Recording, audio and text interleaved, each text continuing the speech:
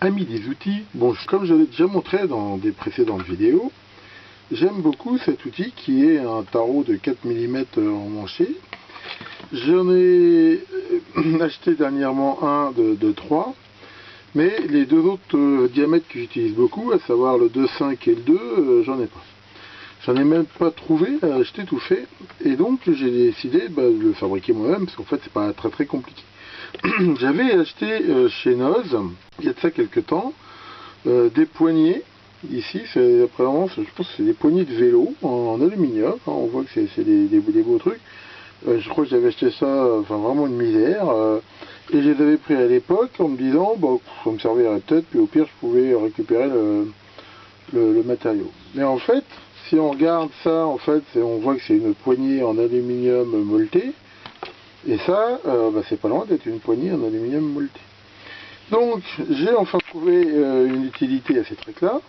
Et je vais faire un système d'emmanchage pour un tarot de 2,5 et de 2. Donc ici, j'ai les deux poignées. J'ai ici deux tarots tout neufs qui sont d'ailleurs encore protégés par leur cire de protection, donc un 2 et un 2,5. Et ici, deux petits bouts d'aluminium.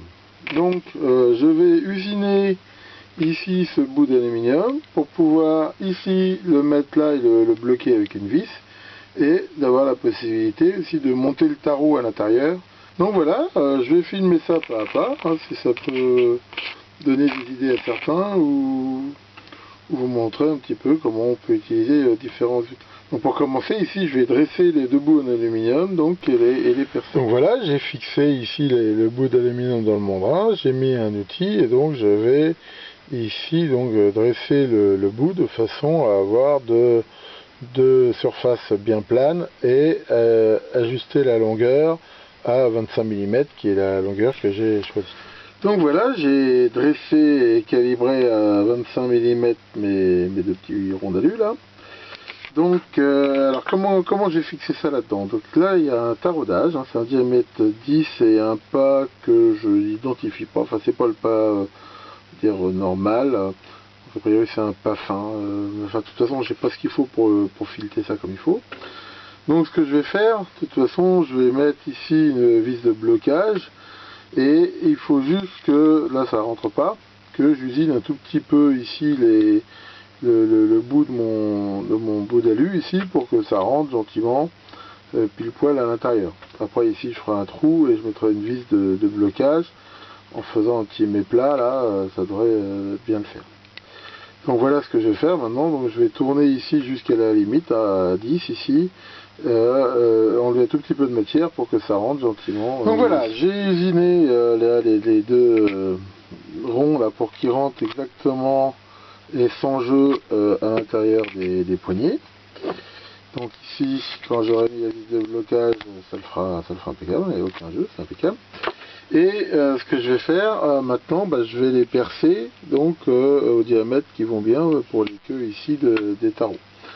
Alors pour qu'il y ait le moins de jeu possible, je vais vraiment essayer de trouver des forêts qui sont les plus précis, et comme je suis pas sûr que ce soit les mêmes diamètres, j'ai fait un petit marquage en fait sur chaque pièce maintenant pour repérer celui pour le tarot de 2 et de 2. Donc voilà, il n'y a plus qu'à ici donc les mettre dans le tour et faire un trou donc de la bonne profondeur, de façon à ce que le carré ici s'arrête à peu près là, dans la mesure où après je vais percer de chaque côté deux petits trous qui permettront de mettre des vis qui viendront appuyer ici les vis sans tête, appuyer ici sur le méplat, de façon à s'assurer que le tarot ne tourne pas. J'ai percé exactement au bon diamètre, donc j'ai réussi vraiment à avoir le trou absolument parfait sans aucun jeu. Donc là ça va être impeccable. Donc j'en ai profité aussi pour faire une petite décoration, ça mange pas de pain, puis ça fait plus propre. Donc là ça avance bien. Comme ce qu'il me reste à faire, il me reste à faire deux choses. Ici en fait un petit méplat de telle façon à ce que la vis que je vais mettre après là pour empêcher de tourner vraiment soit efficace, et de la même façon un tout petit coup de fraiseuse aussi ici là à l'endroit où je vais percer et tarauder pour mettre la vis aussi qui va bloquer le tarot. Voilà, comme on peut le voir ici, donc j'ai fraisé le bord là de façon à faire le méplat. J'ai fraisé aussi ici et percé un trou et taraudé à M3. Donc on voit ici la même chose. Donc je vais prendre des petites vis comme ça sans tête et les visser donc ici à l'intérieur de façon à bloquer la tête du tarot de façon à ce que ça bouge plus.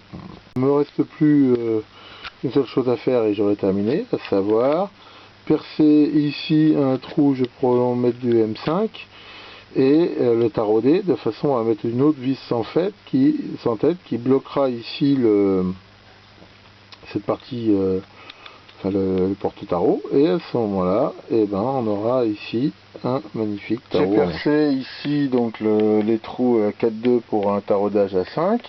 Et c'est l'occasion pour moi de vous présenter un outil que j'ai depuis très longtemps. Je l'ai acheté je crois en 2003, c'est vraiment quand j'ai commencé à m'équiper en mécanique.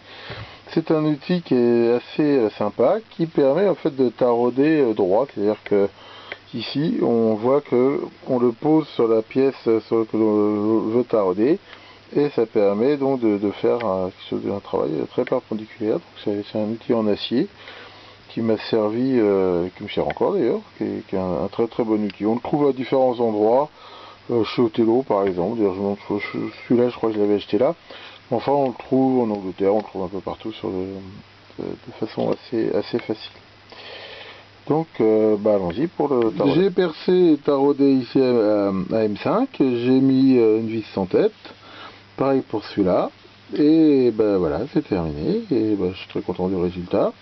On les a très bien en main, il n'y a aucun jeu, c'est très solide, c'est facile de changer éventuellement le tarot si on le casse ou s'il y a besoin. Et ça m'a en fait coûté beaucoup moins cher que ce système-là. Donc, comme en plus les 2 et 2,5 on les trouve pas, j'ai appliqué le système du si on ne le trouve pas, fabrique-le. Maintenant, j'ai sur les diamètres que j'utilise de plus, toute la panne. J'espère que cette petite présentation vous aura plu. Merci beaucoup de votre attention et à bientôt pour de nouvelles vidéos.